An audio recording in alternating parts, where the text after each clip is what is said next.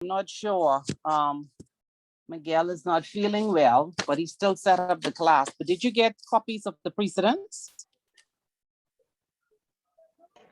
I just got it, but I wasn't able to print it, so I only have a soft copy.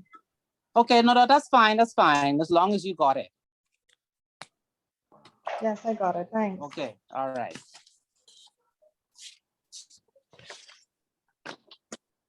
Because this chapter is a very short chapter.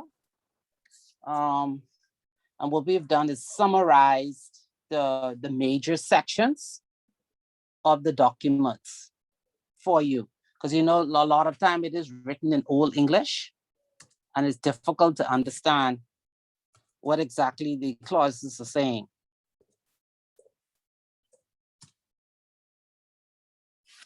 So are we ready, or are we gonna wait a couple minutes?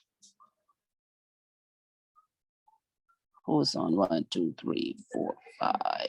5 persons are on. Should we wait a couple minutes? Yeah, a few more minutes.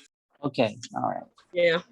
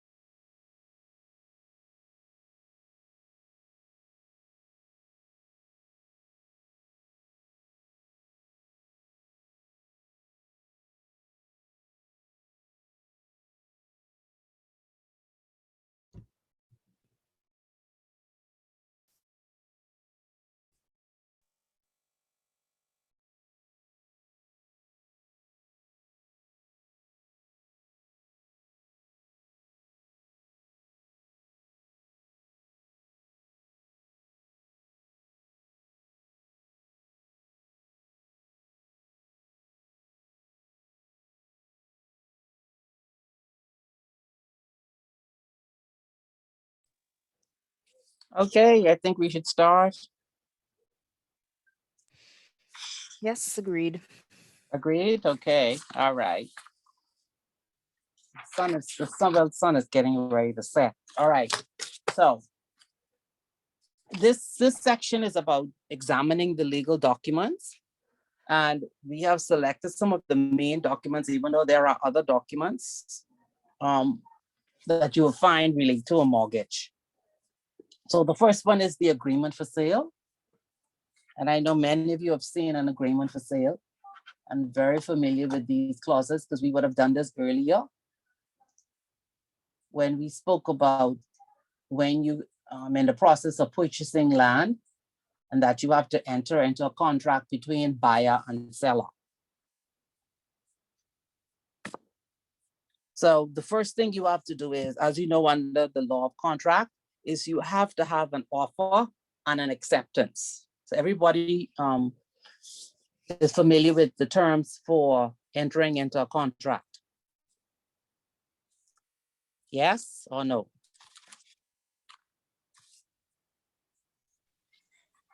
Sorry, could you repeat that? No, I'm saying the first step in purchasing a piece of land or a home, if you're doing it outright, and then you're getting a mortgage for it, is you have to enter into a sales agreement. And to enter into a sales agreement, that follows the law of contract. So I ask if everyone is familiar with what is a contract and the terms of a contract.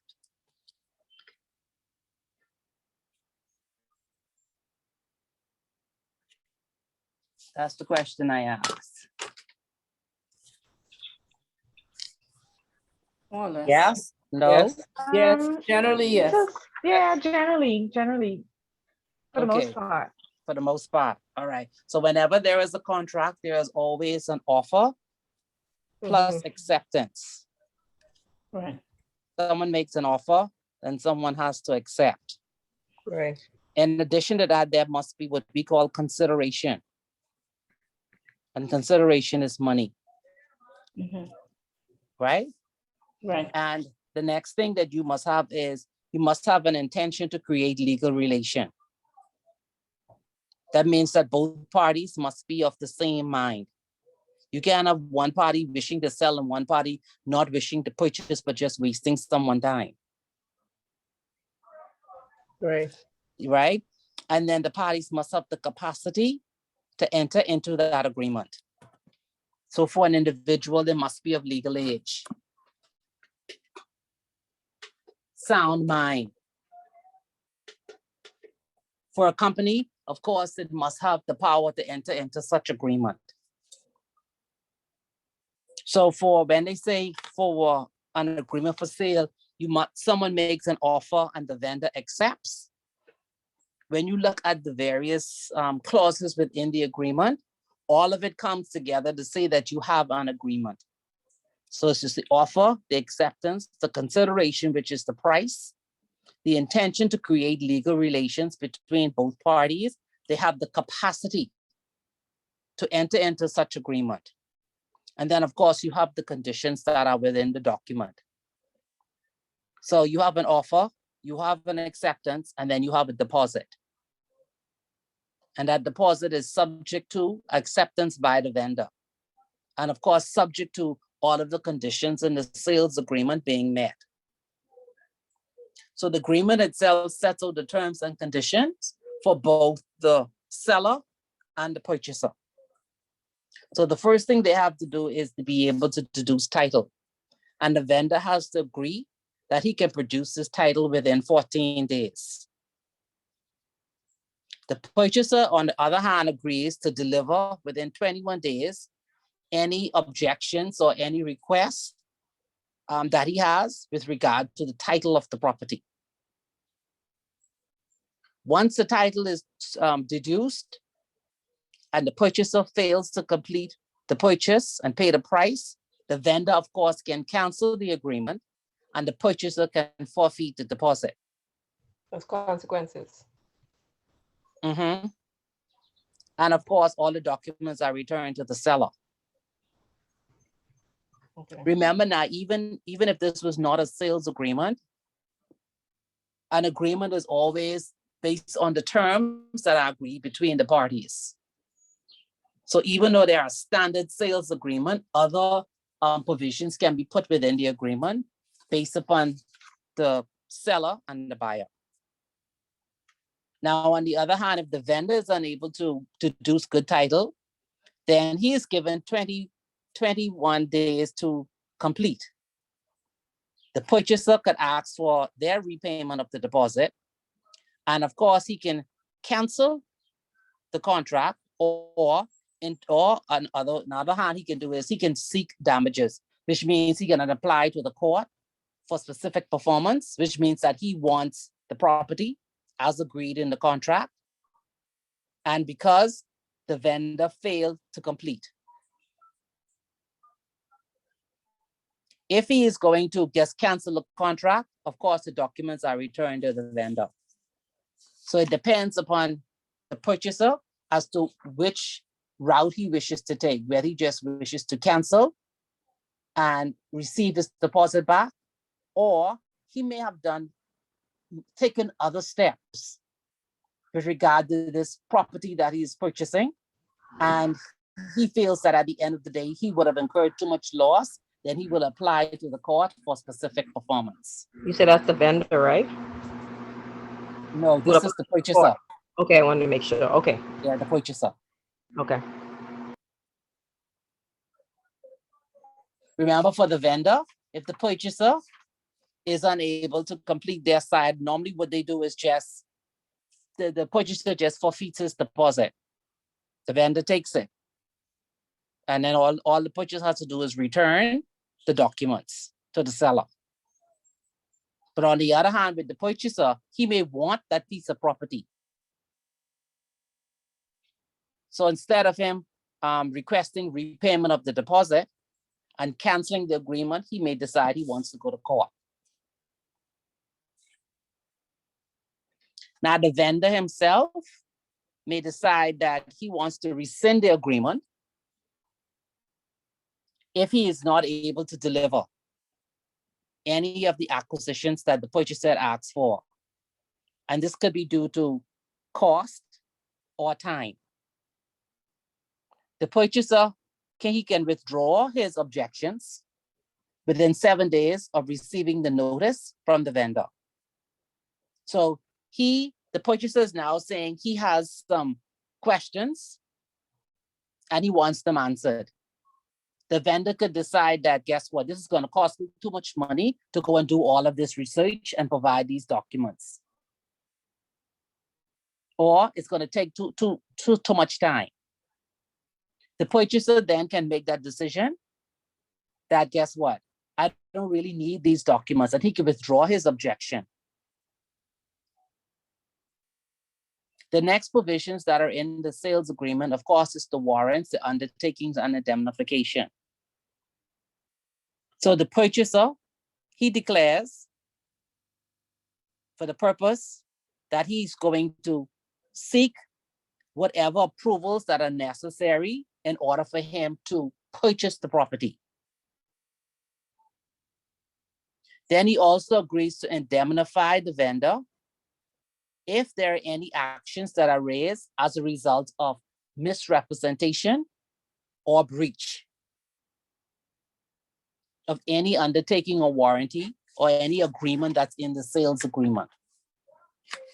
So normally when you enter into an agreement, whether it's a sales agreement or agreement for anything, you have to read what are the warrants, undertakings, and indemnifications.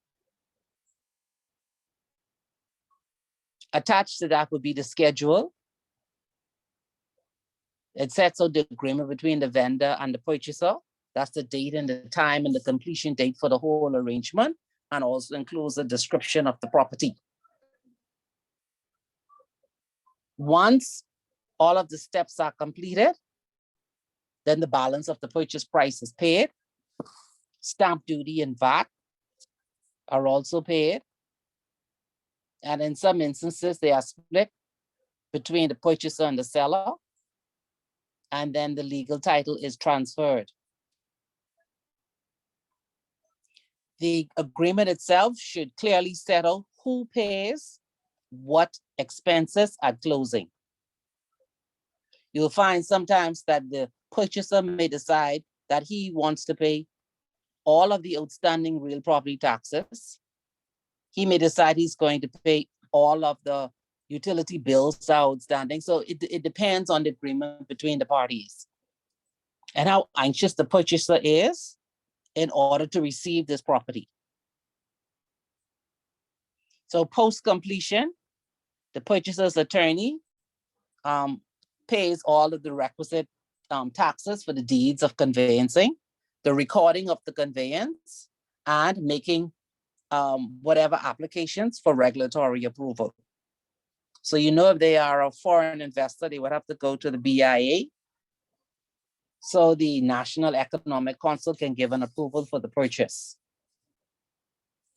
And of course, it depends on where the property is. There are other conditions that can be placed within the sales agreement, such as a proper survey plan to be provided by the vendor. You can ask for the boundary markers to be set at the expense of the vendor, that the purchase is subject to a current appraisal report, that the purchaser's deposit will be refunded in full if the purchaser is unable to secure the financing. So normally there is a paragraph that speaks to when the purchaser is seeking financing, and it gives a time frame for the purchaser to obtain such financing.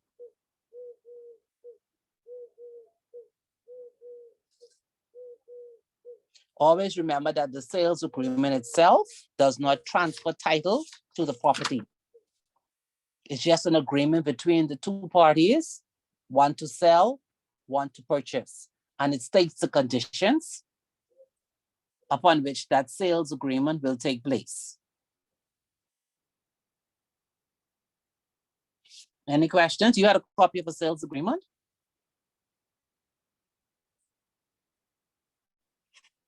Did Miguel send one of those? Let me look, see. Did he copy me on this email? Yes, he did. I don't think that he. I don't see the sales agreement. No. Hold on, I'm looking right now. You just had certificate of stamping, conveyance, deed of variation for the charge, and for the charge and the mortgage. Okay, hold on. Okay, let me attach. I do have one. I do have one.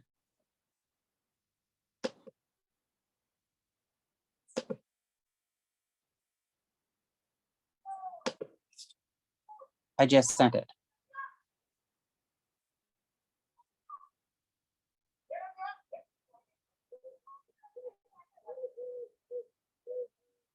Tell me if you received it. Okay, got it. Got it? Yes, ma'am. Okay, all right. So let's look at the first page. So paragraph 1 and paragraph 2. The vendor says that he will sell to the purchaser an unencumbered fee simple estate in possession, 10% deposit. And then the stakeholder will hold the deposit pursuant to the following provisions.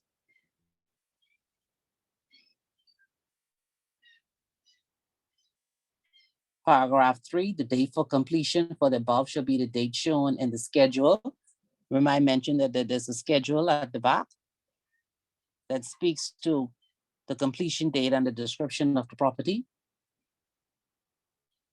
The vendor will convey as mortgagee under power of sale, contained in the indenture of mortgage, which we're going to do next. And I have the date. And then of course, because this is a mortgage, then you have to give the where it's registered in the records, the pages at the registry. Then it's within 14 days. Remember I said in the very first, I said deduction of title, 14 days. That's paragraph 5. The vendor shall produce or cause to be produced to the purchaser all the documents of title. Then the next paragraph is the requisition and objections, the 21 days.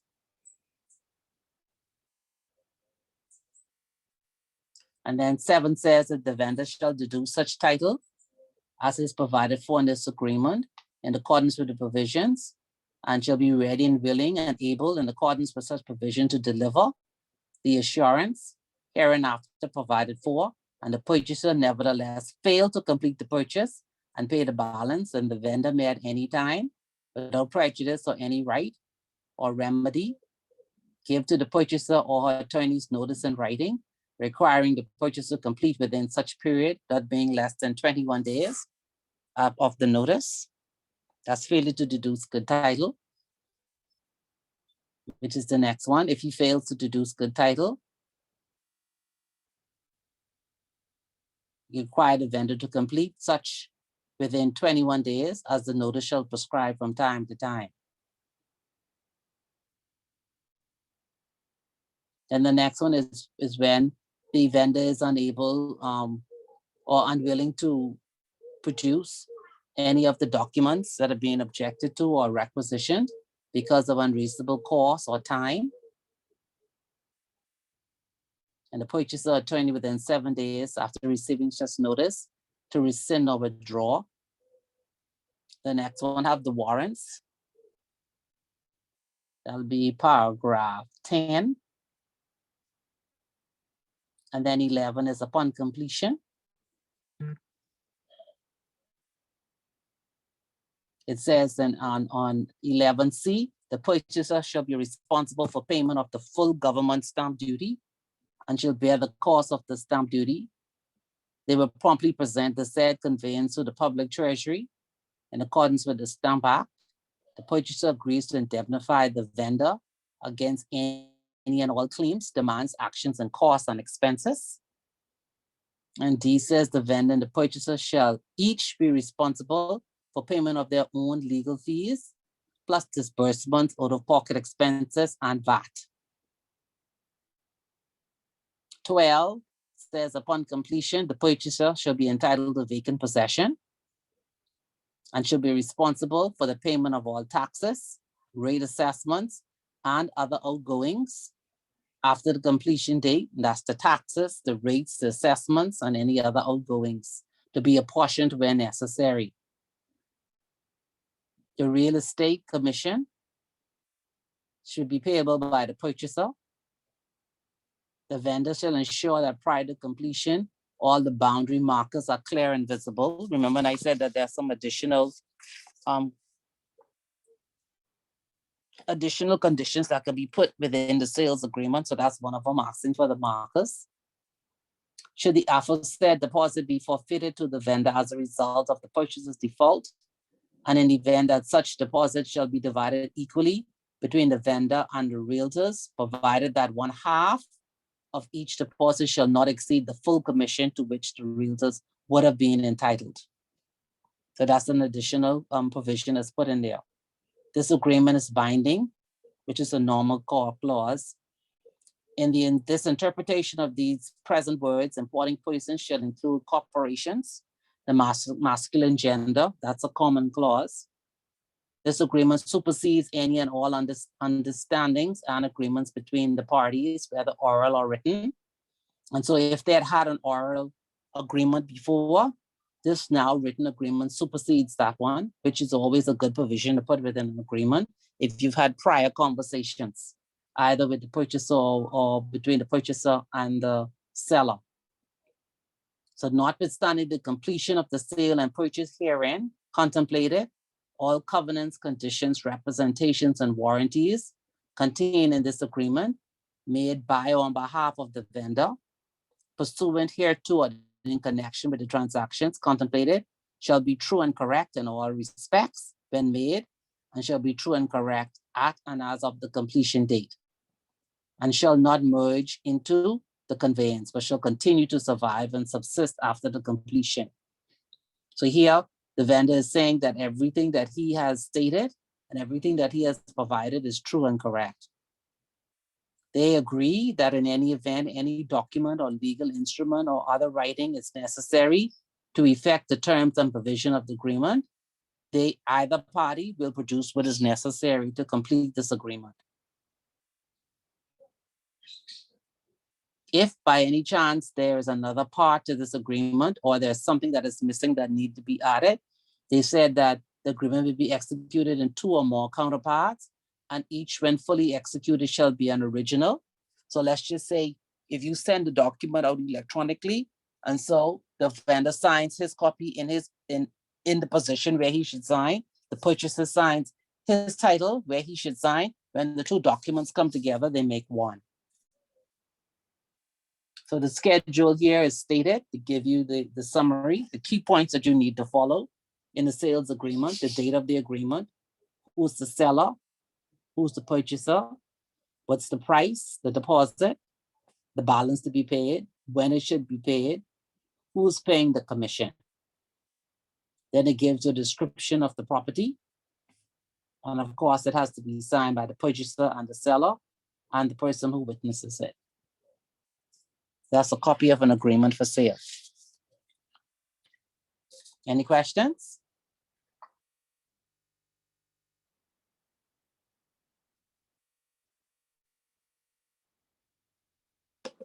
Does, Ms. Archer, I don't remember, does sales agreement have to be recorded? No, right? Because, No, yeah, no. When you want to know what documents need to be recorded, go to the Registration of Records Act. oh, okay. Yeah, make a note. So you could always remember that. The Registration of Records Act states which Okay. documents need to be recorded, and those documents become a part of the archives of the Bahamas. Okay, which year was the act passed, you know? Oh, hold on, I can tell you. I was just in there a couple minutes ago. I can tell you right now. Oh, I don't want you to believe that it happened yesterday. No, I know. What's the name again? The registration? Of records. Okay. Registration of Records Act, and I will give you the date in the 2 minutes. It was done in, let's see, what is this here? Assent commenced on the 2nd of July, 1928. Oh, wow, way back then? So they haven't, Yes. wow. You want me to send it to you all? Please. Yes, please. Okay, let me see if I can do this now. Registration of Records Act. Okay, let me go to you all. I'm gonna do a reply all again.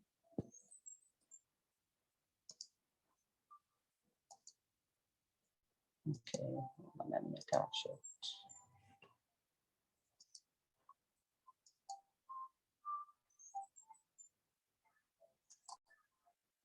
Okay, it's gone.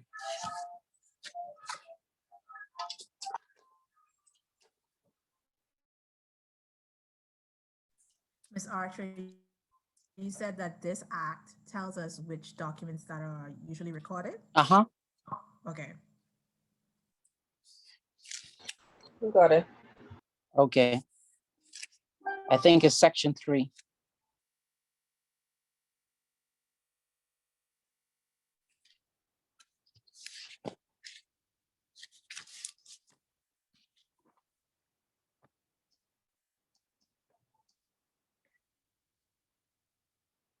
Now, let's see, which one is this?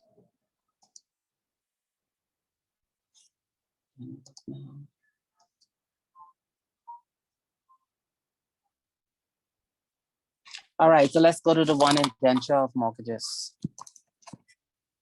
As you can see, notice registration of act is written in very, very, very, very, very old English.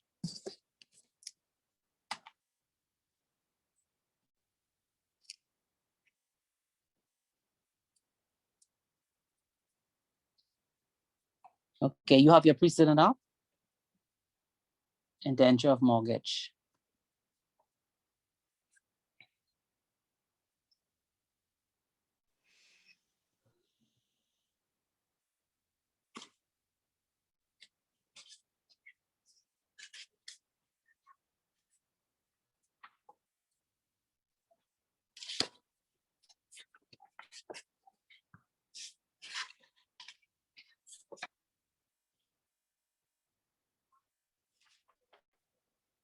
Okay, so the indenture of mortgage. You know what indenture means?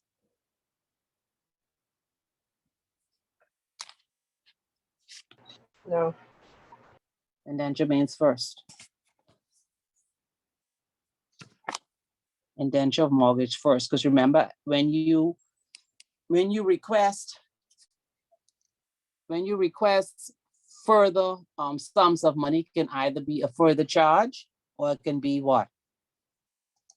What's the other term you use? Further. No, you could have a further charge, one further charge, for the charge, two further charge, three. But the next one is called an upstamping. Stamping, yeah. You're right, upstamping.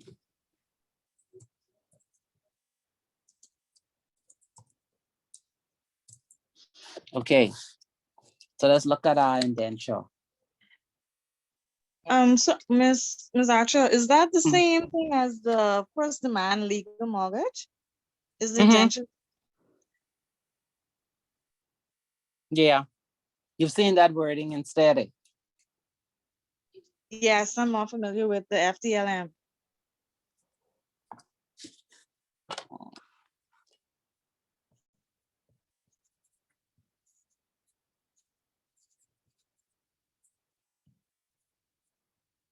So when you see the term indenture, it's normally saying that there is a secured contract between the parties, between two parties, and it normally refers to real estate.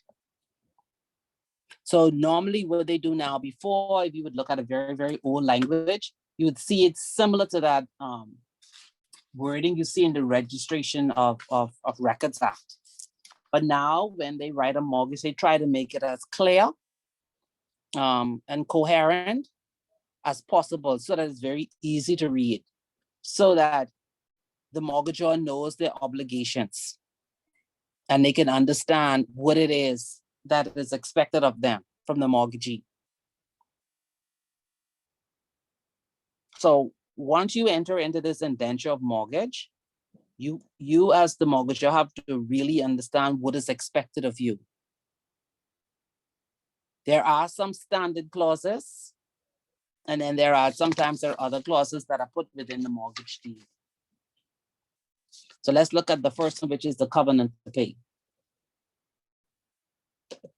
I know everyone must be familiar with this one. This is the first one you read. What do I have to pay? Oh, hold on, let me find my thing here. Sorry, Miss Archer, where you reading from? In your notes, that would be page 78 at the top on my copy. Covenant to pay. Okay, thanks. Okay, so now read this in conjunction with the precedent. What is the provision inside the indenture state with the covenant to pay?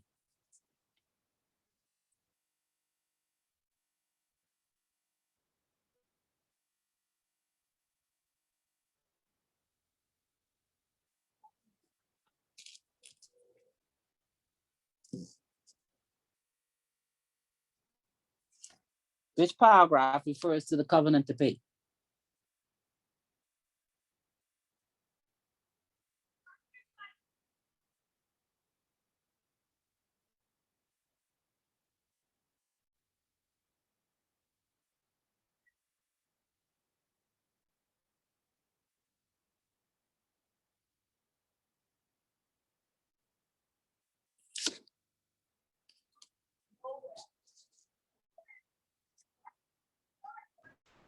Look at paragraph 1.4. What's the question? They say the mortgage shall pay to the bank the secured sum thus part, Mm-hmm. or as the case may be, the part them due to be paid. Uh-huh. Which paragraph is that? It's So on everyone- page 7 at the top. Covenant. Pay, covenants to pay. Mhm. So here the mortgage of covenants with the bank, but covenants means what?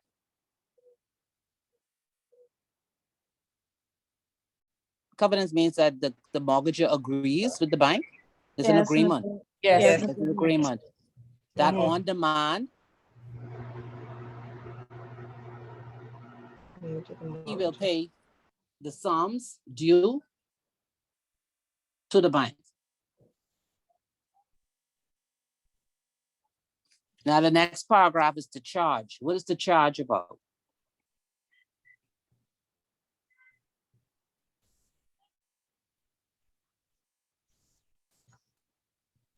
I'm lost. The next paragraph, paragraph 3, is the charge. Check on page 77. Where you getting these numbers from? I am so lost. What document are we looking at? The mortgage document or the precedents? What are we looking at? Your notes. No, this is your notes from what we have, module Oh, 7. okay, no wonder. Okay, thanks. Module 7. All right, thank you. Is the charge relate to interest? Okay, remember I said look at the notes and look at the precedent, you know. You have the precedent up? Oh, no, let me get the precedent. Okay, look at the precedent.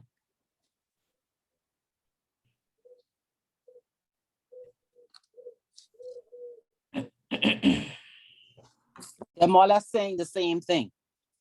So you know the first one is the covenant to pay. You are actually you're giving the bank your property because you have fee simple absolute in possession. The bank has agreed that they will lend you X sum of money. That's the covenant to pay. You've agreed you're going to pay it. Now there is a charge. What does the charge mean?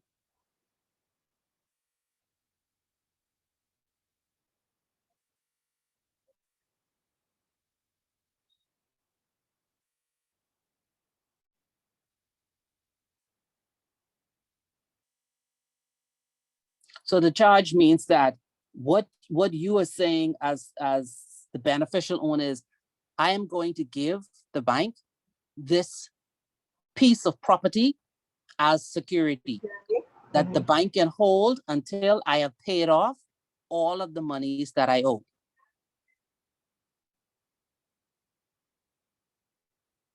Right. And then the second paragraph says, if you are a company, what?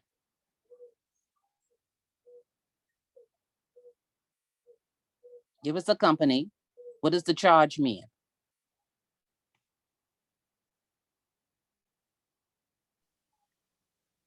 It also includes your buildings, materials, machinery, and Movable stuff. whatever else is Everything that's in the building. in the building. Yes. Movable.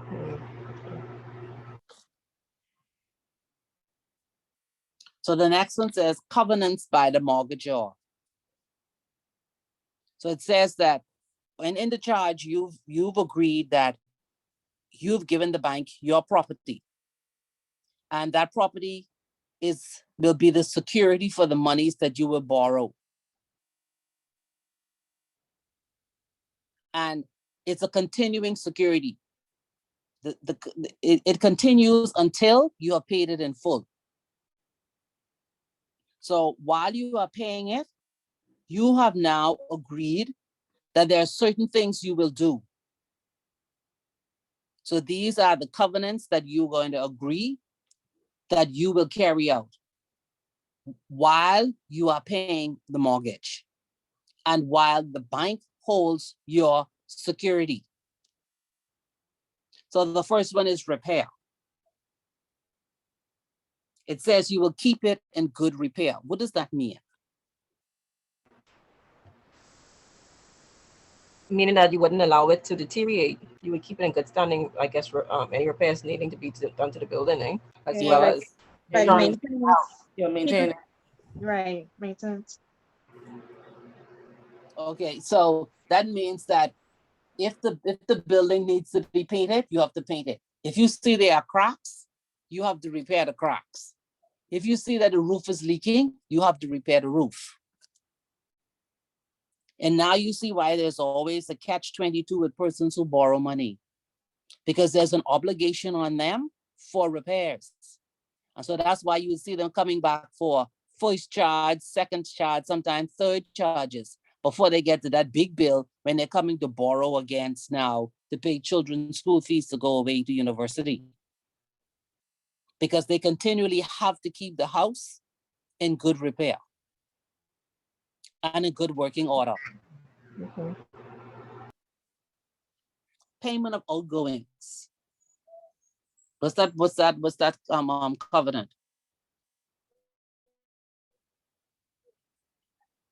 That's like to keep current, like all taxes or anything that becomes payable as a result of the mortgage. Right. So it says that while you are in this home or the condominium, you are responsible for all of the expenses. So that's water, that's BPL, that's cable, that's real property tax, whatever outgoings there are, you are responsible for it. Just don't forget now, you really only have your equity of redemption until you've paid off the full balance. The bank's right of inspection. What was that covenant? Where the bank has the right to come and inspect the premises. Mm-hmm. And do they have to arrange it? I think they have to give notice before actually coming in. Yes. And what are they, and when they view, what are they coming, what are they viewing?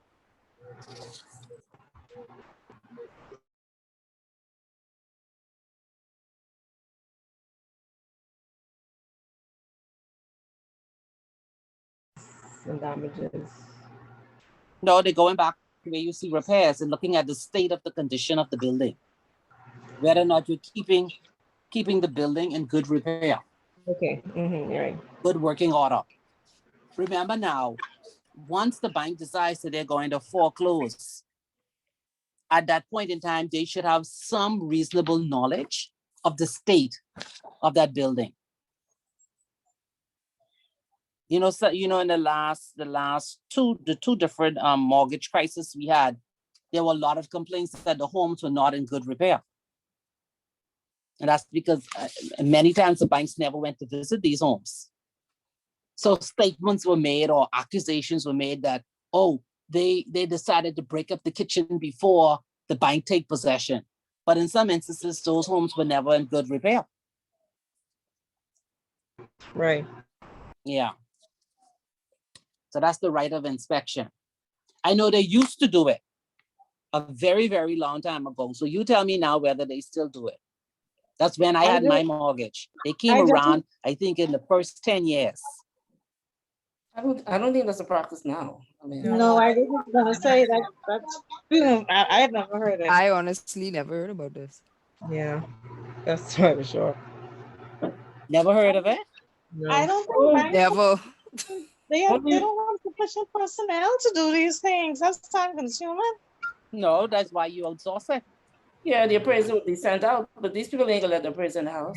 Right. They don't. They think you're trying to sell their house. But if it is within the indenture itself, Yeah, but that's not enforced. I mean, as far as I'm aware, that's not enforced. well, what you could do is when you go to work, you could check and see if that clause is within any one of your indentures, any recent one. It But this is probably is, but I don't think it's being practiced. But this is I think- basically when they do the what you call it, their right to sell when they would basically be taking over the property. Right. Yeah, that's a little bit late then.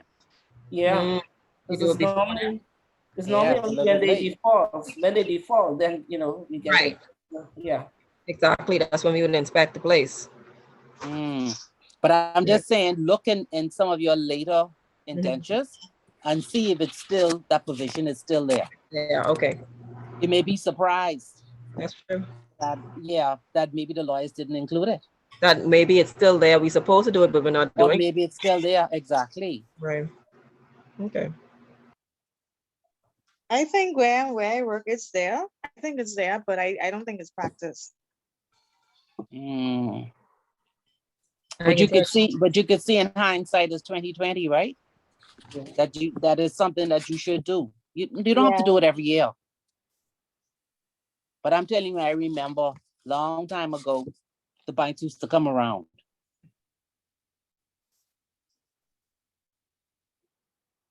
Ja. I'm reading my own. Listen to this paragraph, it's long. I can try to read it fast. That the borrower will, during the continuance of this security, keep all buildings, structures, erections, fixtures and fittings, drains, gates, walls, fences, lawns, gardens, and things from time to time upon the said hereditaments in good and substantial repair and condition to the satisfaction of the bank, and to all things necessary and proper for keeping up the value of the said hereditaments, in order that the security hereby given may not be depreciated or lessened in value. And if he shall neglect to do so after the expiration of 14 days notice in writing from the bank to the borrower, the bank or any person or persons authorized by the bank on its behalf may from time to time, at the discretion of the bank, enter upon all or any part of the said hereditaments in order to repair and keep in repair the said buildings, structures, erections, fixtures, and fittings, without thereby becoming liable as a mortgagee in possession. So question, if they do that, come to the person's dwelling, check it out, see that it needs to have repairs done, they would repair it themselves and then tack it on to the mortgage? Yes. Just making sure. If I Okay, understand. look in your, okay, look I in saw your that. notes. That's Look funny. in your, look in your notes. Look in your notes. Go to the next page, say default by Mortgagor. I saw it. That's why I was wondering if that, yeah, we do that. I mean, jeez. It was in mine. Yeah. Okay. Yeah, I think I've seen it, and then now that you're reading it, I have seen it. But like I say, it's not practice. Now, what is practice? And I strain away a little bit, is the Go ahead. insurances, like the homeowners insurances. If they're not current, now they don't play with that. They will make sure the insurances are current, so they will debit your loan to make sure those insurances are current, and that's life, homeowners insurance, even the whatever taxes they would do that. No, but I heard some banks stop that, you know. No, we I heard still that do. you still, yeah, I heard some banks now say that the onus is on the borrower to ensure that they have sufficient insurance. But I mean, that's a risk that the bank would take, because if I now default in paying insurance and I have a fire, I mean, I guess they get their money insurance anyway. Not if you ain't paying insurance. You see what I mean? Yeah, Mm-hmm. that's why they keep those current. Yeah, we would take it out every month. It'll be like adding up to that year's insurance. Well, Or I like know my escrow. brother still has his mortgage, and he says the bank he's with, they don't do it anymore. He has to go and pay it and make sure it's put in. Now, I don't know if he's just doing it on his own. Now, what they may do is allow them to pay it, and they would send a letter or call the customer ensuring that it is still up to date. Yeah, because I know some banks too, they'll give you X amount of time. You are responsible for paying it, and you have to show proof of payment. But I Right. think there's a clause that says within 60 days, if you don't show your evidence of payment, they will then go ahead, pay it, and they charge you a fee because they have to pay it. Yeah. Right. That's right. That's how they used to do it when I had my mortgage, paying fees, robbery. I'm trying to find in my document where I had to pay insurance. I'm trying to see. I don't see a paragraph on insurance. I probably have to read it again because it's so thick. I'm not lying, you know. This document is 17 pages long. Wow. That's long, right? Mm-hmm. Yeah, it's 17 pages long. You know, I don't see the insurance one. I just seen keep this, keep that, keep that, keep this. Anyhow, so that's the insurance. So they said, listen to what it says. It says that you have to keep it in what? You have to insure against loss or damage to their full insurable value. Yeah. Now I know in the last instance with a lot of homes, so people were doing with just insuring it up to the balance that they owed the bank. Have you seen that? So if they only owe the bank 50,000, they won't insuring it up to 50,000. Yeah, I've heard of that. Yeah. No, people actually do that. Hmm. What? Yes. Wow. And that's why someone should always be checking to make sure. How often do you ask for appraisals? 3 years or 5 years?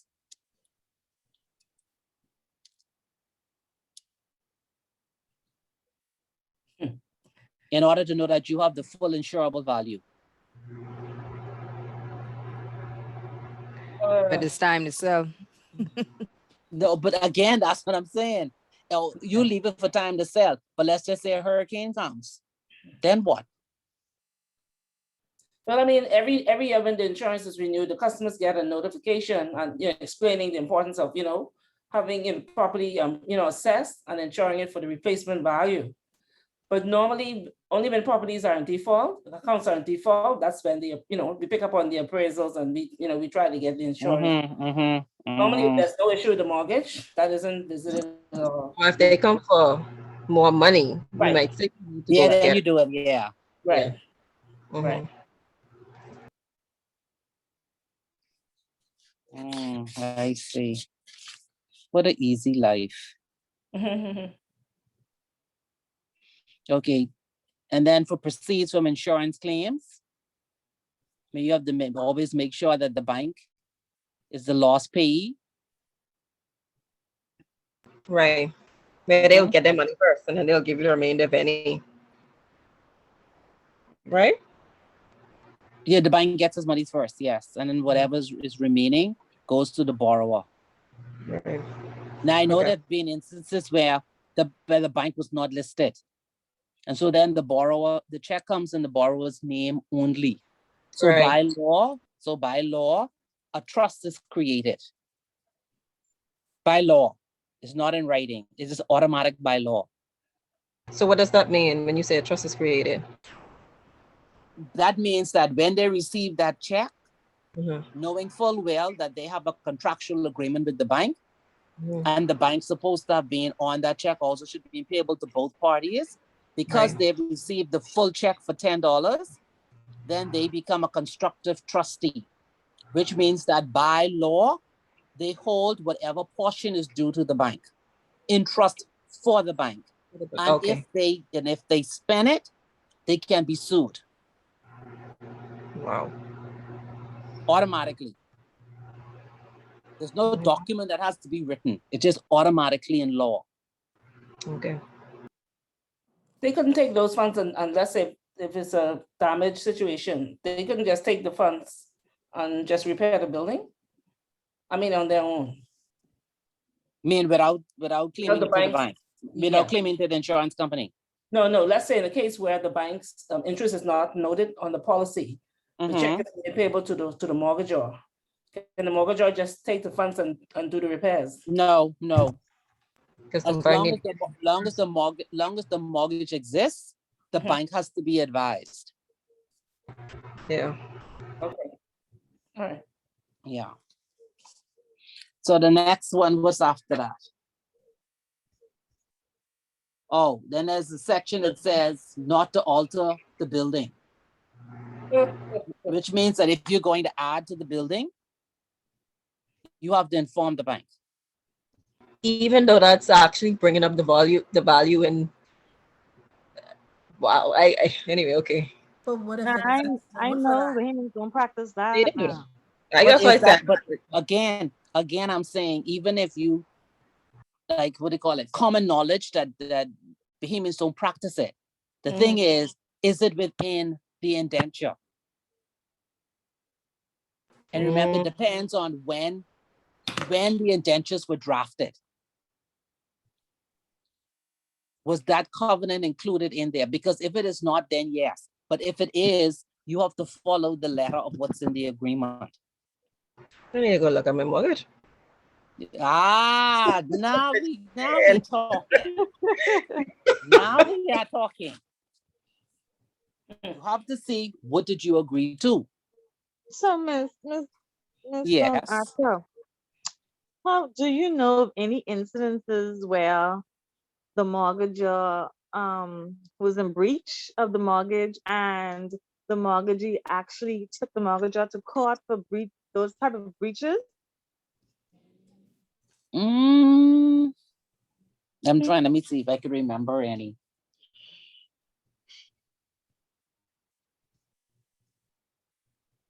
No, not offhand, no.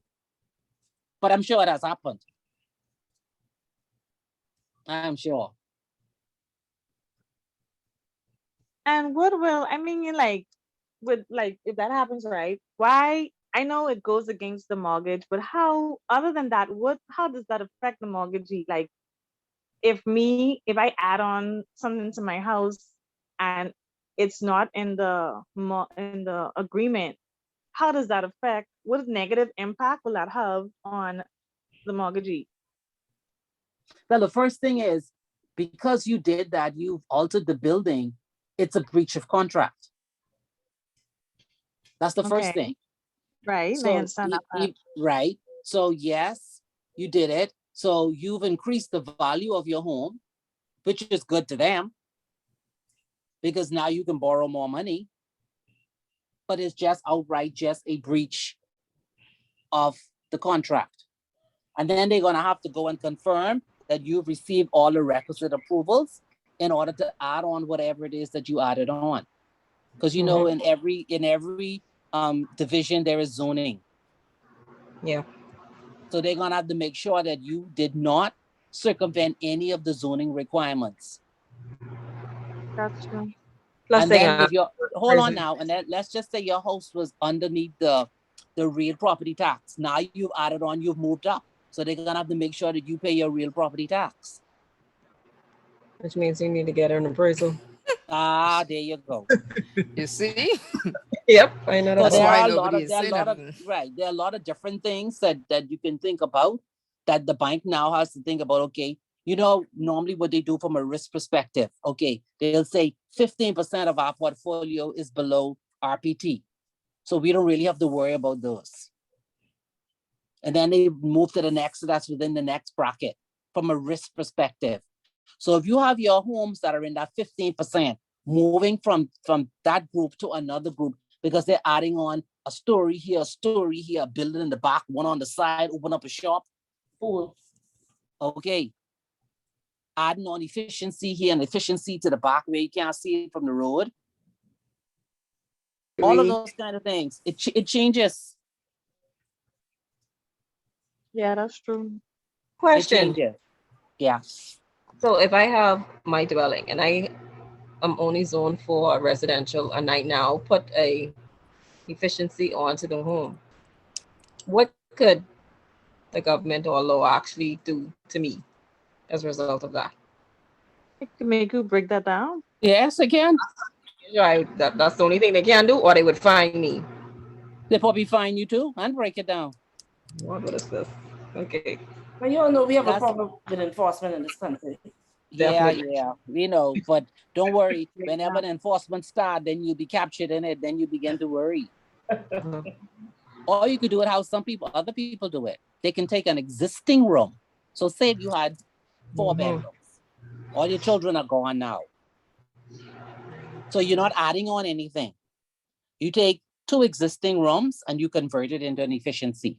You could do it that way. You could get an approval prior to without, Yeah. let me, never mind, but you know what I mean. Yeah. But you have to be So- careful. Go ahead.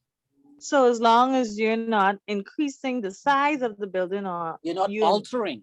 Don't alter the building.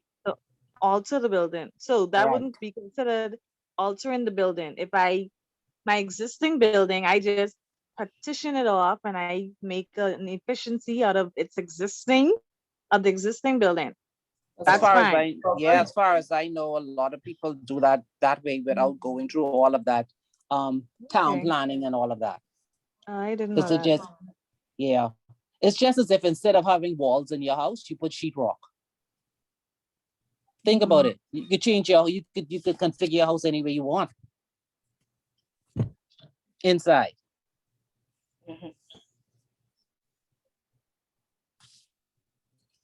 Gotcha. Okay. So the next one is observance of terms of conveyances and compliance with notices.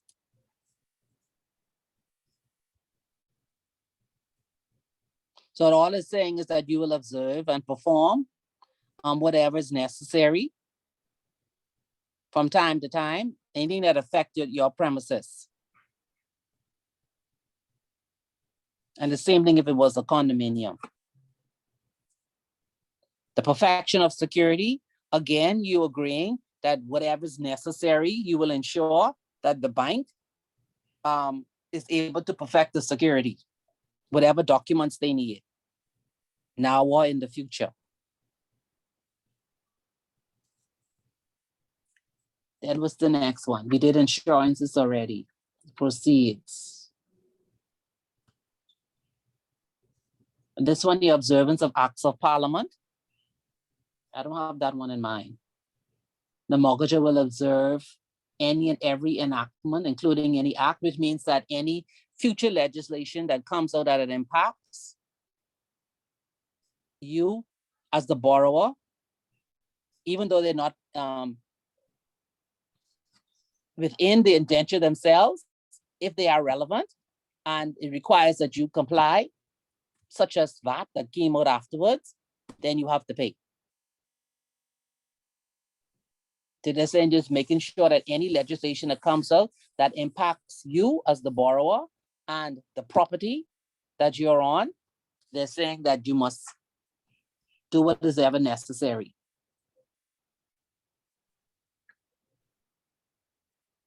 The next one is creation of other mortgages that you will not create or permit to arise or subsist any mortgage or pledge or charge or encumbrances, any lien or security interest in the mortgage premises other than this security.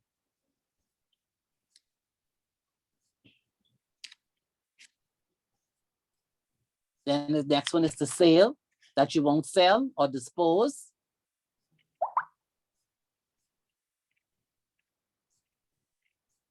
of any part or any share of the mortgage property.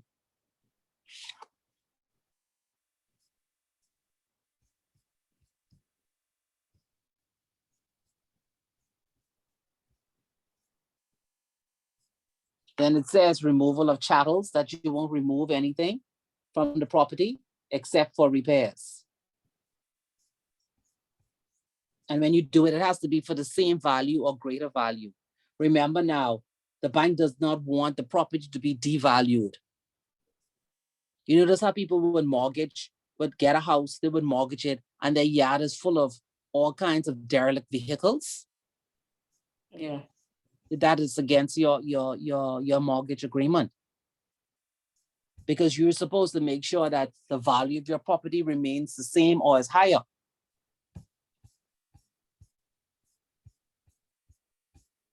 Then it says that you will prevent any encroachments or easements or rights arising from your mortgage property.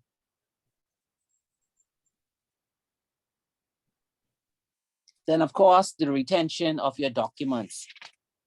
So you would actually deposit with the bank and permit the bank to hold your documents, your deeds, documents of title, and your insurance policy that's related to the mortgage.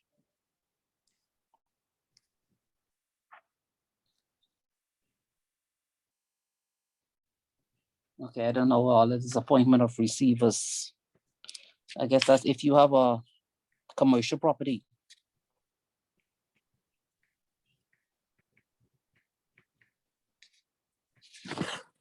So if there is any money arising, they state the priority, satisfaction for all costs and expenses and liabilities, payment of any interest remaining unpaid, and in payment of all principal money, premiums, or any other sums in the secured sums. And remember, once you have a mortgage, it's considered a continuing security, and the security itself is not released until all of the monies have been paid.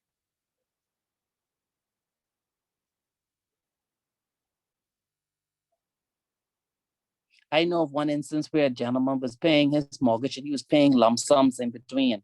And so according to his calculations, his mortgage should have been finished, I think it was 4 years earlier. So he came with his calculation and he said that he see there's a balance on his mortgage account which should not be there because according to his calculations, the mortgage is paid off. What do you think the next step would be?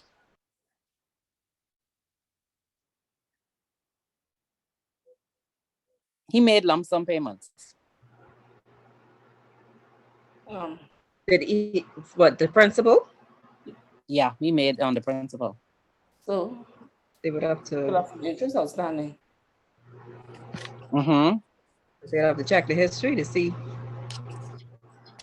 what is They actual actually pay. had to do it they actually had to do it manually.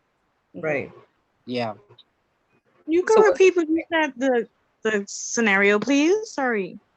No, I'm saying is I know of a client who paid off his mortgage, the regular monthly amount, but he also made lump sum payments. Oh, And he came to the bank to say that his mortgage is supposed to be finished based on his calculations. And he brought his calculations. And so the next step for the bank was to do a manual calculation. Because even though he was So- making lump sum payments, the pay down was not decreasing in the way in which he did it manually.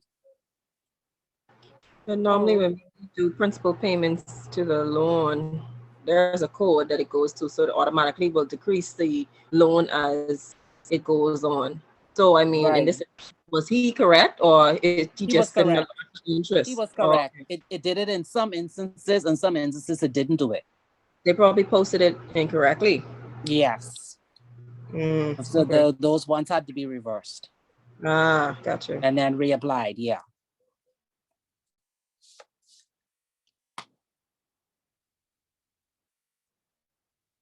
Smart man. Yep.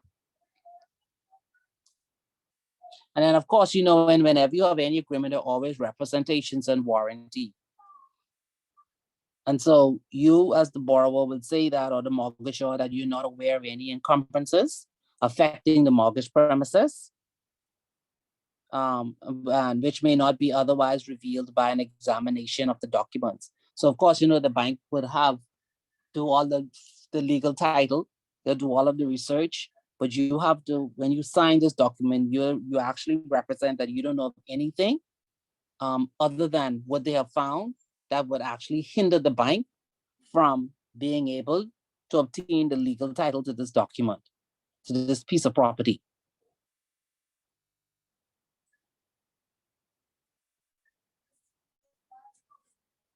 So once you pay it off, all that you owe the bank, of course, then the bank, then you could reconvey or reassign the mortgage premises to the mortgagor.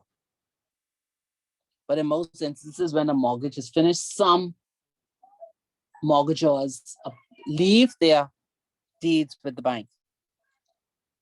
And then, of course, you know what happens. It gets lost. Do they satisfy it and then they convey the mortgage back to the customer?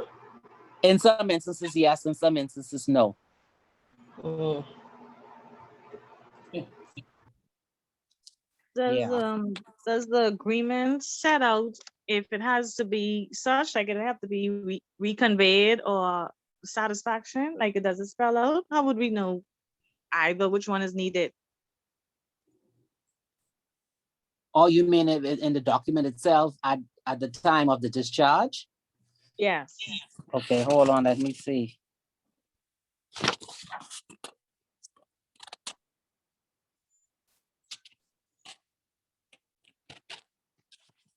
I'm reading my own.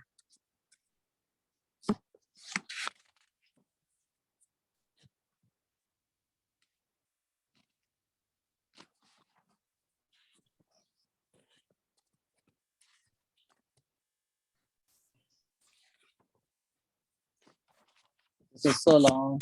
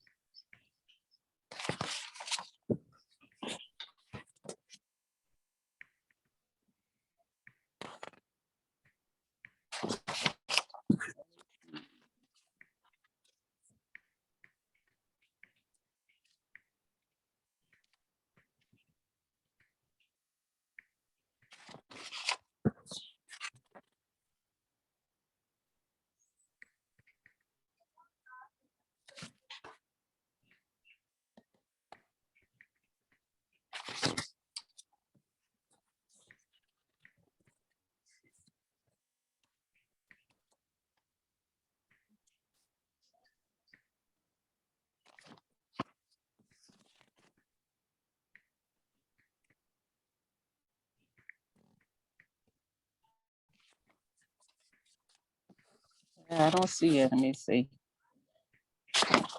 No, I don't see it. It doesn't state that. No. Is there a charge when you convey the mortgage back to the customer? Yes. Mm-hmm.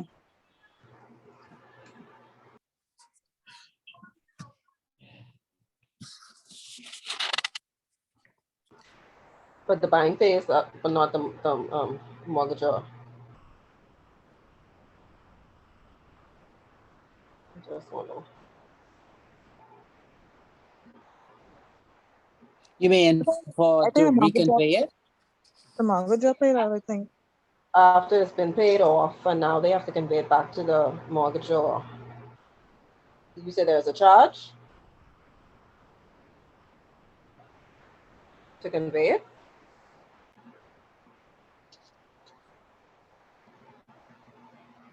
You sure that the mortgagor pays that?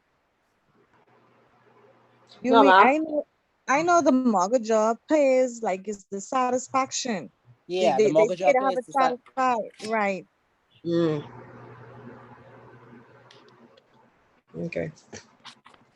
I So, got Ms. it. Arthur, in your case where it's not stated in the mortgage agreement, which one would the bank do in your case? Will they do the satisfaction or they have it reconveyed? satisfaction. Okay.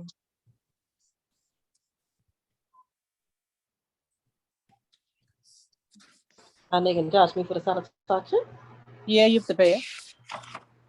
And you have to pay for it to be recorded that it was satisfied as well. Yes. So after I didn't pay principal and interest, Yes. Yes, that's what I'm telling you. it worked. Now you see why some people opt to just bill from their pocket no matter how long it takes. Yes, ma'am. I've added up how much it costs for the mortgage and then to keep the house in good repair and add on to that all of the insurance I paid for 20 something years. I could have been a millionaire. That's true. Exactly. That is true. Boy, I tell you. It's a lot of money. Yeah. But I gotta get Yeah, paid. I don't. Huh? I ain't playing. I say, but I gotta get paid. Yeah. From that end of it, yes, you say you have to get paid. But then if you take one mortgage and you see how much interest they charge, and then Yes. multiply by the number of mortgages on your books, then you will see, no, you're not getting paid. Yeah, that's true. Mhm. All right, then there's a section here on matrimonial home. The mortgager acknowledges and declares that the mortgage property does not comprise or constitute the matrimonial home as per the Inheritance Act.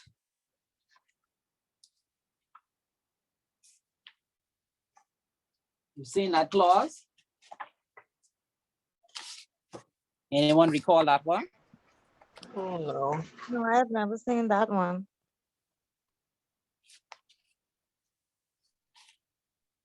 I don't see that clause in mine either, but hold on, I did see something talking about matrimonial something.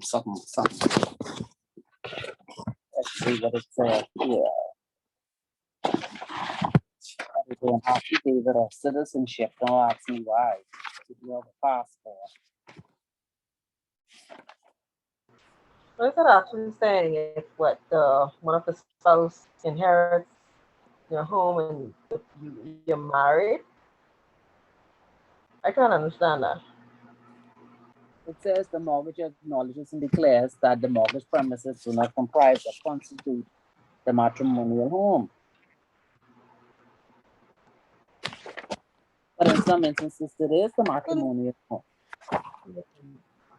Yeah, because I just was gonna say when single, from what I know, when single persons get mortgages, they have to produce what they call the affidavit of not spinster, bachelorhood and spinster, right? Yes. Yeah. So the probably I mean, I'm only guessing now. Probably because they're single, that clause wouldn't be there.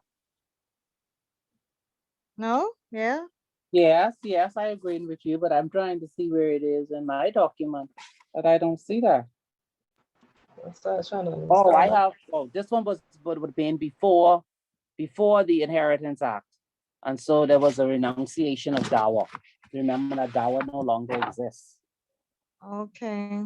So the Inheritance Act took the place of the dower? Inheritance Act removed the dower. Oh, it removed the dower. Oh, wow. Let me find it for you. I'd called it up. Let me go back to the laws. Inheritance Act. Yeah, I think it's section 1 or 2. Yeah, there's no more dower.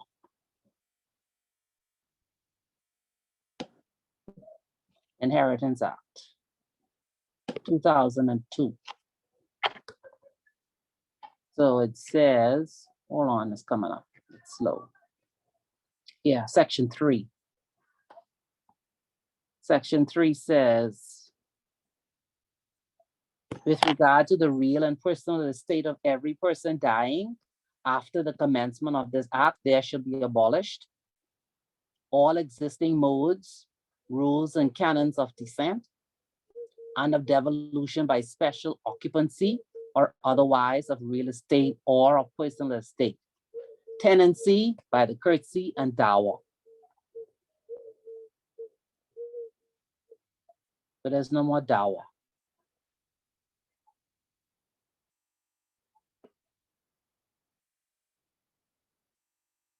You're aware of that, right? Yes. Okay, and then at the end, it speaks about rights of surviving spouse as respects for matrimonial home. So before I read that, let me just tell you what it says in sections 5 and 6. Do I need to read that? Yes. So you are aware.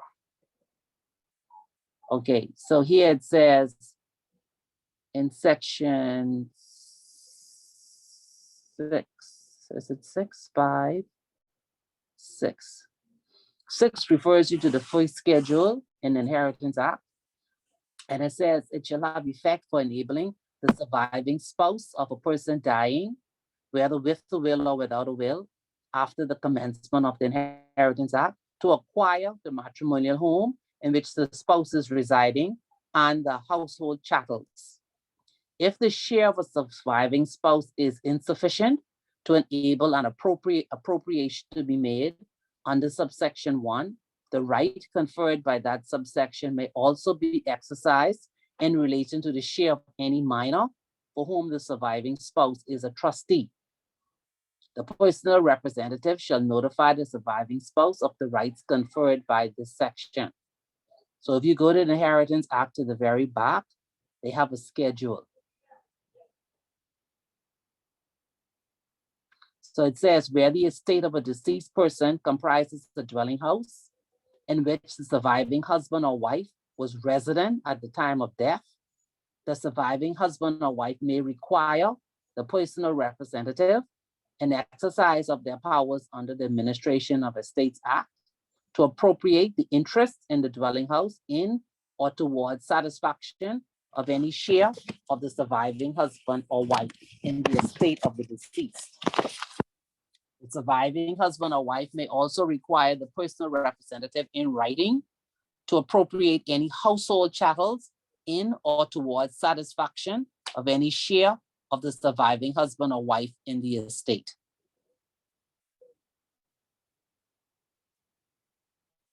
Because remember now, if a person died intestate and they leave a spouse and no children, the spouse takes all. And if they leave children, the spouse takes half and the other half is divided between the children.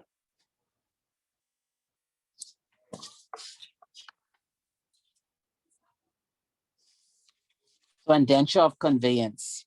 Is there conveyance there in your precedents? Let me go back to Miguel's documents. So remember, an indenture of mortgage does not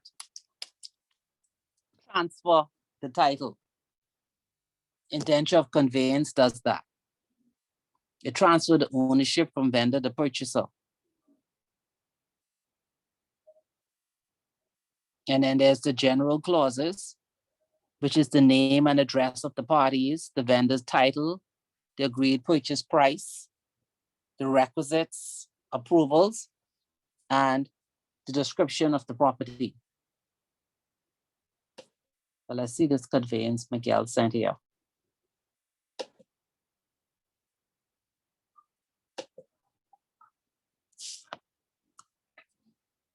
Okay, indenture of conveyance.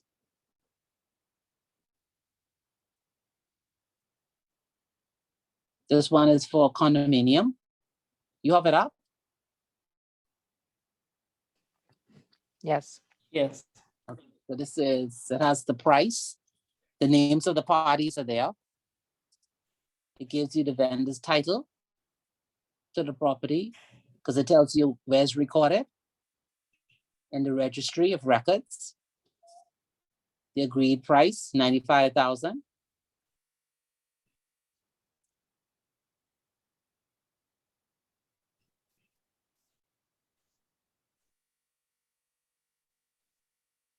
And then it gives you the requisite approvals.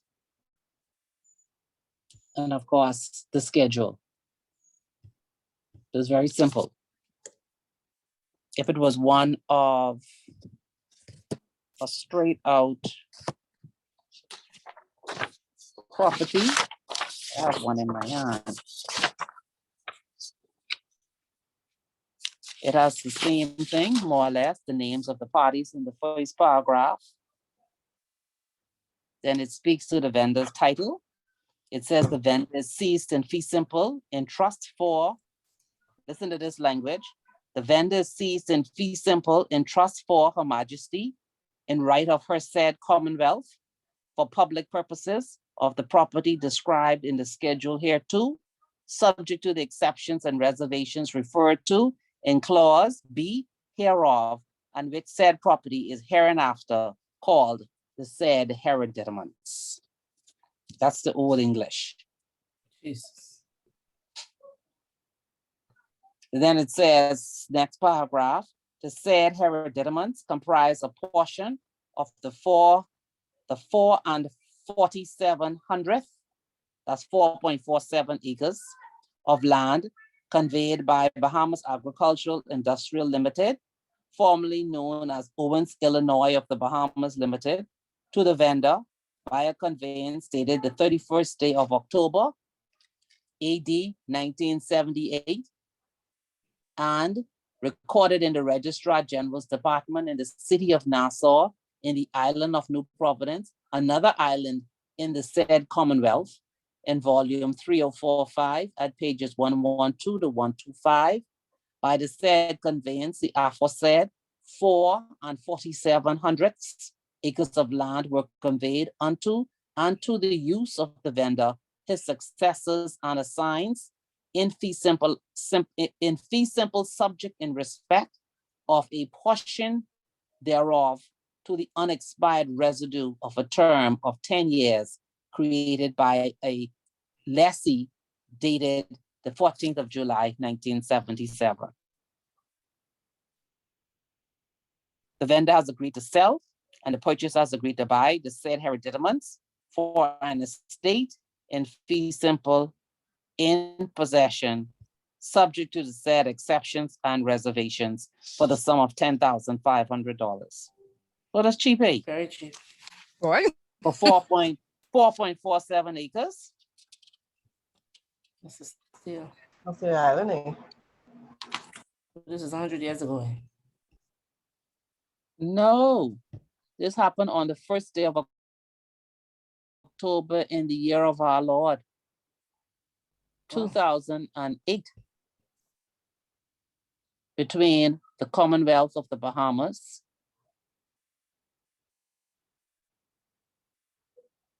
and that's the seller, Oh, the name of the buyer is Scottsdale. It's in Marsh Harbor. I know that'd have been Island. Mhm. Yeah. Yeah, 4.47 for 10,500. You think they'll send me something like that now? Won't happen, eh? I'm not lucky. And the conveyance, of course, is recorded at the Registrar General's office. Further charge, the first one. Why do people get further charges? Because, I don't know, they need additional funds. I mean, what's the usual reason for getting it? Oh, renovations, education, buy a Because car. remember, I said you at the very beginning, that's why a lot of people get further charges. It's for those same two reasons, renovations and education. Mhm. In most instances, the first time is for renovations, the first or second time, because they have a covenant. They keep the house in good repair. Mhm. So when they've done a lot of that, then it's time to send their kids off to school. And of course, the only asset that they have is their home. So the further charge is a legal document and extends further credit to the mortgagor. So remember how this works. Who wants to explain equity of redemption?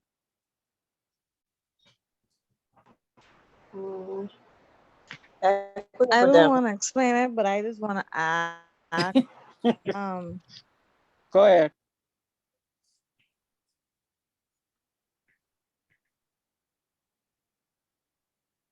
Go ahead. I just wanted to, I'm not explaining it, but I'm with the further charge, right? Mhm. If the indenture, if the mortgage document says that, I know some documents say it is stampable or something. Is a clause in it that does not require the mortgagor to get a further charge? Is that correct?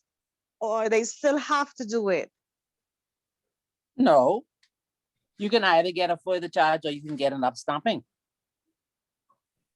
Right, that's what yeah, an Yeah, so it upstamping. depends on what the client wants. Like the amount, when you say it depends, it means the amount. If it goes over that particular amount on the mortgage, then you'll have to get a further Upstamp. charge. That's upstamp. The upstamp. Oh, that's the upstamp. Mm-hmm. Okay, so the further charge is what? Because I thought they The were. further charge is where you're gonna apply your equity of redemption.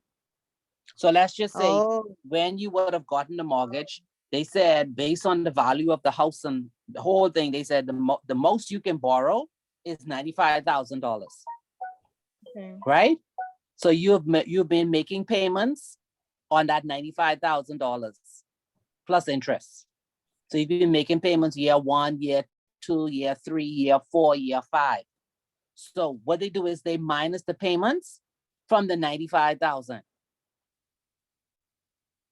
However, they calculate that. And then they say, okay, your equity in redemption, this is how much you have available that you can borrow. Okay. So let's just say based on that loan you got for $95,000, you paid down so far $10,000, then they'll tell you, okay, you can borrow 7.5. That's the further charge. You're not going over that 95,000. That's the further charge. Balance of the loan. Yes. Okay. So that's when the further charge. Okay, so when you're given a further charge, then there's no need to go back to the lawyers and have it oh gosh, what the term is they use. You don't have to go back to the lawyers. The bank can do that for you. Like you could do that right with the bank. You don't have to take your documents. No, that still have to be lodged with the Registrar General office. The further charge has to be lodged as well? Yes, because it's another advance against it. But I thought if it's within the amount of the mortgage, then there's no need to. Because still you're have to not be recorded. it. But it still has to be recorded because you've gotten more monies. The amount changes. Correct. Okay. So what you're actually doing is by recording it, you recording that this is the total amount that is being borrowed against this security. Because Yeah. don't forget now, what the bank is trying to do is perfect its lien on that property. So the amount of your indebtedness to the bank has changed.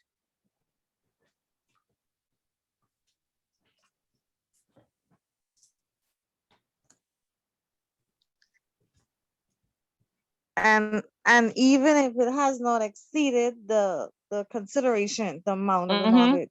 Yeah, Mm, you've gotten another advance.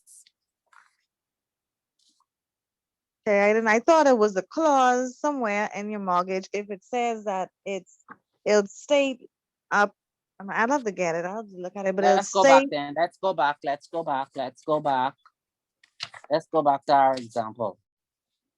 While you look in your example, let me look at my old one. See if you can find it in there. Let me see if I can find this mortgage document again.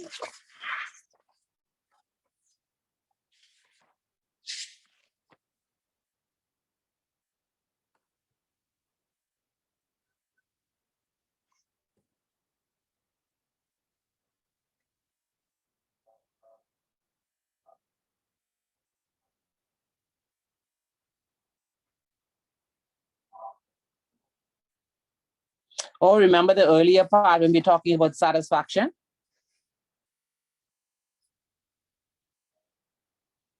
There's a paragraph in my own that says that I have to Okay. pay for all of it.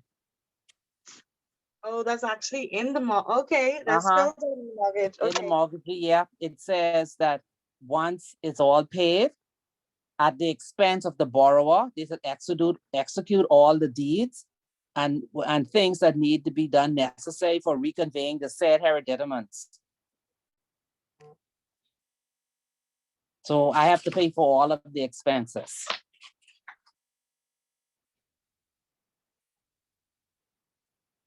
So let me look now for the charge.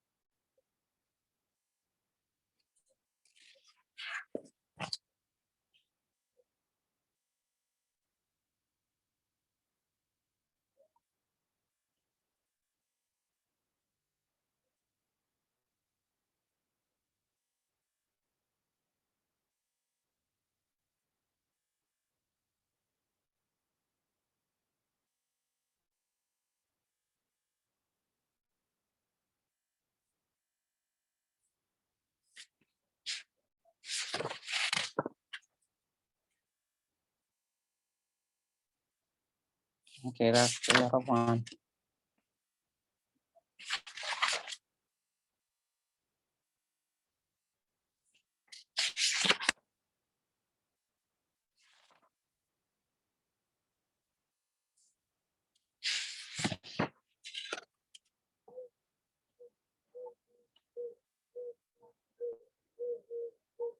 My only says here that the borrower will not dispose of his equity of redemption in the said hereditaments without the previous consent and writing of the bank.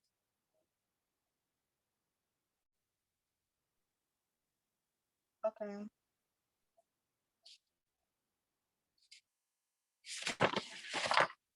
And that's the equity of redemption now, the further charge.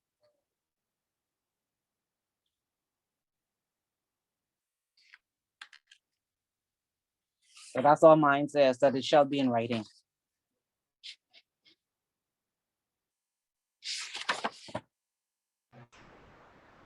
Ms. Archer, Mm-hmm.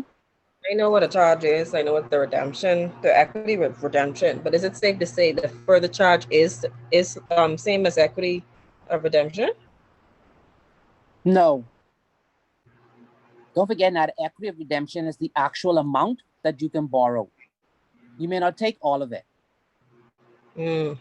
You see what I mean? So let's just say you've been paying on your mortgage now and you go there and they say your equity and redemption This is the amount that you can borrow, $8,000. If you may just get a further charge for $3,000. I see what you're saying. Yeah, you don't have to get all of it. Okay.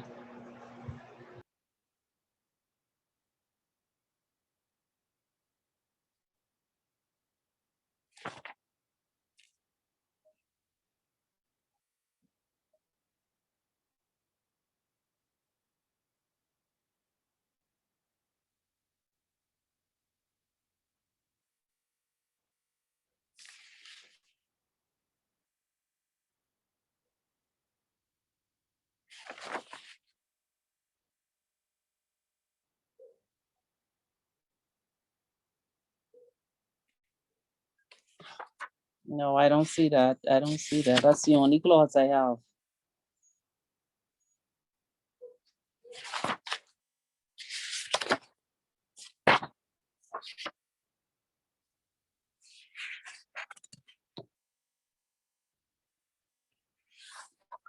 No, that's it.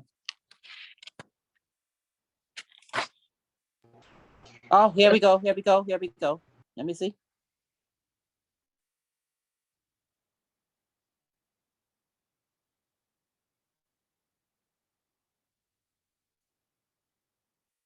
The borrower will at any time, at the request of the bank, but at the cost of the borrower, execute or obtain the execution of any other or further mortgage charge or other document which the bank or its attorneys may in their discretion think requisite or necessary for completing, perfecting, or giving effect to the security intended to be given hereby, and the borrower will pay all costs, charges, and expenses incurred or to be incurred by the bank in respect hereof, including all costs, charges, and expenses, which may be incurred or sustained in obtaining payment of any monies intended to be hereof secured, or in perfecting or enforcing this indenture, or such other or further mortgage charge or other document as aforesaid, and the borrower agrees that all such costs and expenses may be added to this security and bear interest accordingly.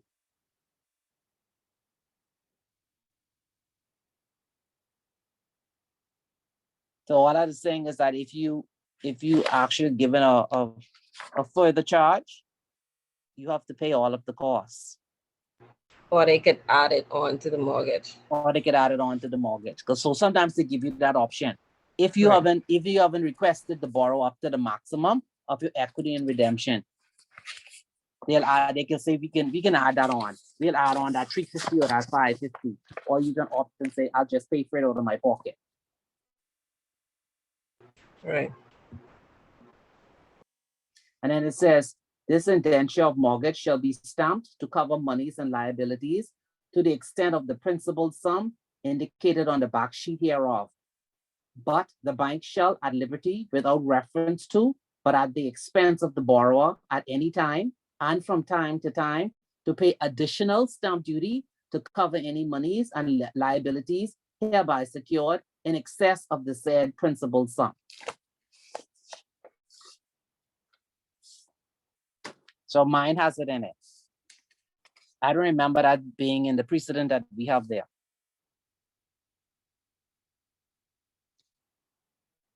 So you could get a further charge, that's the first one, and then you could get a second further charge.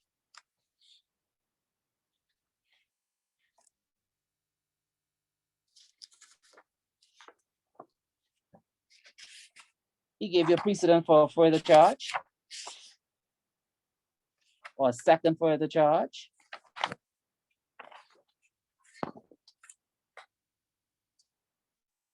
The second further charge refers to the indenture of the mortgage. And then the next paragraph will refer to the first further charge. And then the third paragraph would be confirmation, or what they call a confirmatory mortgage, giving you the date of the mortgage, a little bit of the history between the mortgagor and the mortgagee, and then the indenture. It includes what you borrowed first and now what you're borrowing again. So the first charge would only have the indenture of the mortgage and then the request that you're making now. And of course, you know, from the further charge and the second charge, it's still over the same security. And all the bank is doing is perfecting its security.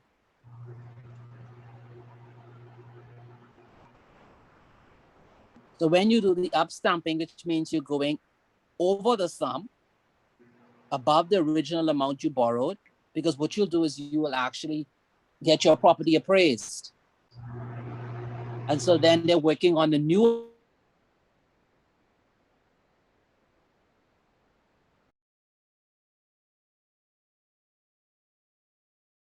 the mortgagor being able to up stamp.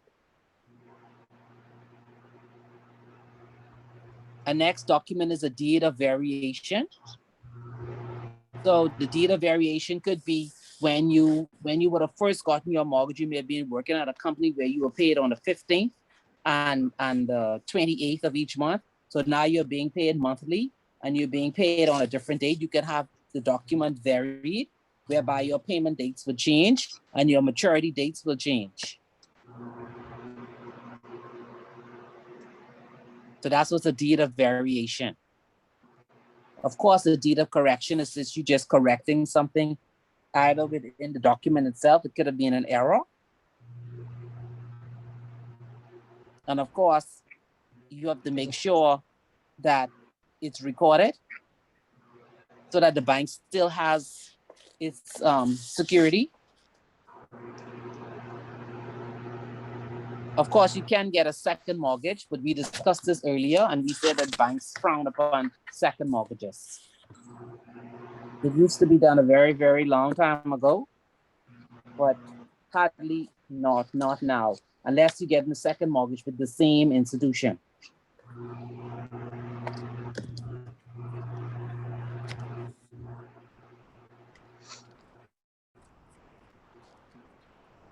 Any questions?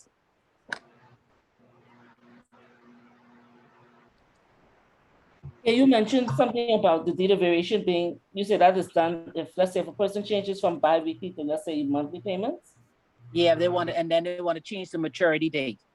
So, I mean, let's just say when you got the mortgage, first you got the mortgage for 20 years. Yeah. You've already paid it down, let's say 6 or 7 years, but now you're making much more money than you were making before. So you want the whole payments change, your payment schedule to change. Okay. Whereby instead of you paying down the loan in the year 2025, you can now finish paying down this loan in 2022 or 2021. So the maturity date is changed. Okay, so you shorten the term and you shorten the term. And you need to, so a simple letter between the bank and the customer won't suffice. You have to do no. Don't forget now. Don't forget, this mortgage is recorded. So by law, everything is based on that recorded document. Any changes to that recorded document has to be recorded. Oh. Yes. Yeah. I would have thought that if you're extending the term, now that may call for, a deed, but if you're reducing the term, but I hear what you're saying, but boy, didn't know that. Yeah, because don't forget now, everything to do with that mortgage should be at the Registrar General. Anyone should be able to pick that up and read the whole story. Okay. Interesting. Yeah, what would be even better is if everything was automated now. You notice we're walking around everything that's being automated except this part of it. Yeah. Which would make things so much easier. True. So even in terms of getting a satisfaction, all these documents should already be there. All you have to do is probably press the button to say route to the public treasury. And then they send you back an email with how much you have to pay. And then you just pay it by your credit card. But life doesn't work that way. No. Not here. No. But I have to believe that it's coming. I think it's coming. And I think it may come in my days too. Yeah, man. Yeah, because we're moving there as fast as we could. Yeah. And again, when you look at these conveyancing, you can see over time how the language has changed, Mhm. where it makes it more simpler for people to understand what exactly they are signing and what are their obligations. Because I can tell you a lot of people do not take it seriously that they have to keep the house in good repair. Right. I have another All they question. know is, right, they just stay in the house. If it rottens, it rottens. All they know is by the time they finish paying for it, they didn't pay the bank 1 cent over what they should have paid. Mhm. I have another situation. I heard of a situation where a client who didn't speak English executed a mortgage document that was, well, it wasn't English, but they basically relied on their partner to explain to them what they were signing. Now, should that have happened? No, I thought not. this was done in a bank. I believe so, yeah. Mhm. Yeah. And a lawyer drew up the documents. Yeah, but because the person didn't speak English, the lawyer should have asked for that person to have an interpreter. Mm. They should have, even just to protect themselves. And the interpreter should not have been their wife, right? Of Or course it not. could have been. Okay, No. Should have been an independent person. yeah. Okay, interesting. Yeah. All right. Whenever you're doing anything, from a banking perspective, Mhm. whatever advice you're giving or any advice that people need should always be independent. Yeah, okay. Otherwise, you can be sued. Wow. This actually, I'm looking at a mortgage, and I found that clause, I think it's similar to yours. I'm gonna read just a small part of it, very quickly. The Go ahead. borrower will at any time, at the request of the bank, but at the cost of the borrower, execute or obtain the execution of any other or further mortgage charge or other document which the bank or its attorneys may, in their discretion, think requisite or necessary for completing, perfecting, or giving effect to the security intended to be given hereby, and the borrower will pay all costs, charges, and expenses incurred or to be incurred by the bank in respect hereof, including all costs, charges, and expenses which may be incurred or sustained in obtaining payment of any monies intended to be hereby secured or in perfecting or enforcing this indenture, or as further mortgage charge or other document as aforesaid, and the borrowers agree that all costs and expenses may be added to the security and bear interest accordingly. Is that similar to what? That's the same one. Yes, that is it. Okay, okay, That is it. That is it. Right there. okay. That's it. I could just think of an exam question right now. What a wonderful idea.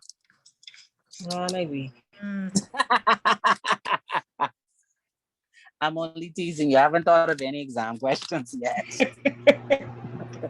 Too early, too early.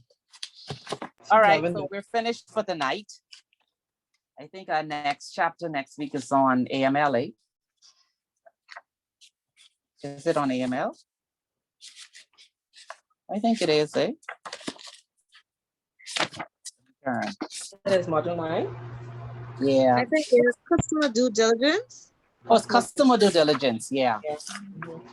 Okay, customer due diligence. That one shouldn't be too hard. Okay. All right. So we will chat next week. Class was fun tonight. I did miss you all. I must admit. Oh. Yes, but I know you had fun with Mr. Norwich, so I won't cry. Mommy. I know you had loads of fun. You didn't miss me at all. Okay. We did. All right. So I'll see you all next week. Okay. All right. Right. Okay. Enjoy the Bye-bye. rest of your Okay. evening. Okay. Good Good night. evening. Good evening.